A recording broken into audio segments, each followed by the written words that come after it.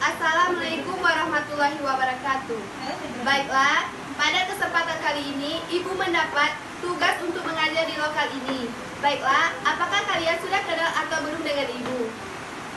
Baiklah, Ibu akan memperkenalkan nama Ibu terlebih dahulu. Perkenalkan, nama Ibu Sumini Anggraini dengan NIM 18541037.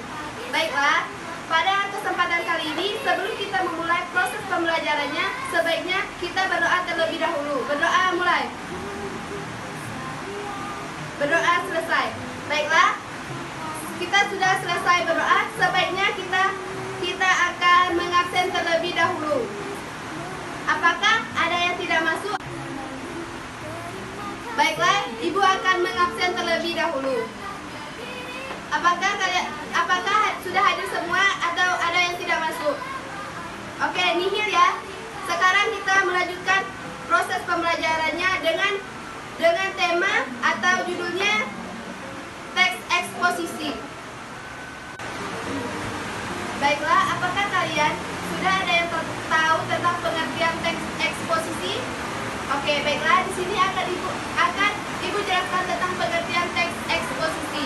Yang pertama yaitu pengertian teks eksposisi adalah merupakan karangan yang berisikan gagasan fakta yang benar-benar terjadi, di mana teks eksposisi mengandung informasi pengetahuan yang mencoba digambarkan untuk mendapatkan informasi yang jelas, di mana yang selanjutnya yaitu struktur teks eksposisi. Yang pertama yaitu pertanyaan pendapat atau tesis.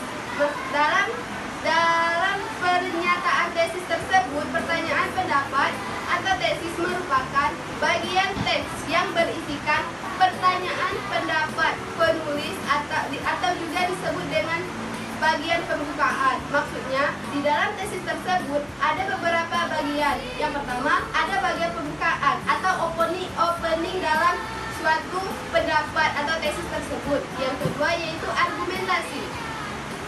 Pengertian argumentasi adalah merupakan bagian yang memuat alasan yang bisa memperkuat argumen penulis dalam mendorong ataupun menolak suatu gagasan. Yang selanjutnya, penegasan ulang pendapat, maksudnya yaitu penegasan ulang pendapat atau juga disebut sebagai bagian dari teks eksposisi yang berisikan penegasan ulang pendapat penulis tentang topik yang dibahas. Maksudnya adanya penegasan atau pendapat seseorang dalam teks tersebut yang akan dibahasnya. Baiklah, yang selanjutnya yaitu jenis-jenis teks eksposisi. Yang pertama yaitu teks eksposisi definisi. Yang kedua, jenis teks eksposisi proses. Yang selanjutnya yaitu jenis teks ilustrasi, yaitu maksudnya bertujuan memberikan gambaran atau suatu ide nyata agar pembaca dapat memahami bacaan yang ada dalam teks eksposisi ataupun juga dalam berita tersebut. Yang selanjutnya yaitu teks eksposisi laporan. Maksudnya di dalam teks eksposisi itu terdapat ada teks laporan. Yang selanjutnya teks eksposisi perbandingan, selanjutnya teks eksposisi pertentangan, teks eksposisi berita, dan teks eksposisi analisis. Unsur-unsur teks eksposisi. Yang pertama yaitu menggunakan pronomina. Di sini ada pronomina dibagi menjadi dua macam. Yang pertama yaitu pronomina persona, yang kedua pronomina non persona. Pronomina persona adalah suatu kata ganti orang, yakni persona tunggal. Misalnya di dalam teks itu menggunakan kata ganti orang. Yang kedua yaitu pronomina non persona, yaitu kata ganti bukan orang, merupakan pronomina petunjuk. Yang selanjutnya adanya nomina. Nomina adalah suatu kata yang mengacu pada benda nyata maupun abstrak. Dalam hal ini nomina berdiri sendiri sebagai subjek. Berdasarkan bentuk dan maknanya, nomina dibagi menjadi dua, yaitu nomina dasar dan turunan. Yang selanjutnya yaitu verba atau kata kerja. Maksudnya yaitu kata kerja merupakan kata yang memiliki makna perbuatan atau melaksanakan yang bukan sifat. Biasanya kata kerja yang digunakan sebagai predikat dalam kalimat. Yang selanjutnya yaitu memakai konjungsi. Maksud dari memakai konjungsi yaitu digunakan dalam teks eksposisi untuk memperkuat argumentasi yang ada di dalam teks eksposisi tersebut. Yang selanjutnya yaitu contoh teks eksposisi. Contohnya, baiklah, di sini Ibu akan membacakan contoh teks eksposisi yang berjudul Kebersihan Lingkungan Sekolah.